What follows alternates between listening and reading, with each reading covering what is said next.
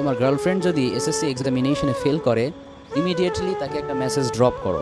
সে যেন straight forward তার বাবাকে বলে, ড্যাডি আমার দ্বারা আর পড়াশোনা হবে না, একটা ছেলেকে আমি অনেক লাইক করি, তার সাথে বিয়ে দিয়ে দাও, সুখের সংসার করি। সুবহানাল্লাহ পড়েন। দি ইজিয়েস্ট সলিউশন। আরে ভাই 50 to 60 ইয়ার্সের ছোট্ট এই যে একটা লাইফ, এর অর্ধেকটাই যদি জাস্ট সোশ্যাল স্ট্যান্ডার্ড মেনটেনের জন্য অনিচ্ছা সত্ত্বেও কনভেনশনাল এডুকেশনের পেছনে ওয়েস্ট করা হয়, তাহলে লাইফটা এনজয় করবো কখন? পড়াশোনার ব্যাপারে কেউ যদি সিনসিয়ার হয়, that's a different matter. Otherwise over pressurise করে প্রত্যেককেই হায়ার এডুকেটেড বানাতে হবে, the matter is not like that. After all she has her own life, let her enjoy her life. রুমের ভিতরে একটা ব্যানেটটা নাই ওয়াজ করা সুদা সুবহানাল্লাহ, এটা ওয়াজ রে হালা ফালা থাপড়ায় তোরে ওয়াজ শিখাই দেবো হালা ফালা, তোর মানে সালফাল আমরাও। কি অবস্থা রে ভাই, এগুলা নিয়ে বাংলাদেশে কি অবস্থা? বাংলাদেশে এগুলা স্থান পায় কেমনে? কত বড় বড় মিজানুর রহমান আজহারি, কত বড় মাপের একটা আলেম, সেই আলেমটা বাংলাদেশে স্থায়ী হয় না। আর এই সমস্ত কি করো মাদার কি হয় বাংলাদেশে স্থায়ী হয়, বুঝি না তো এরা বাংলাদেশ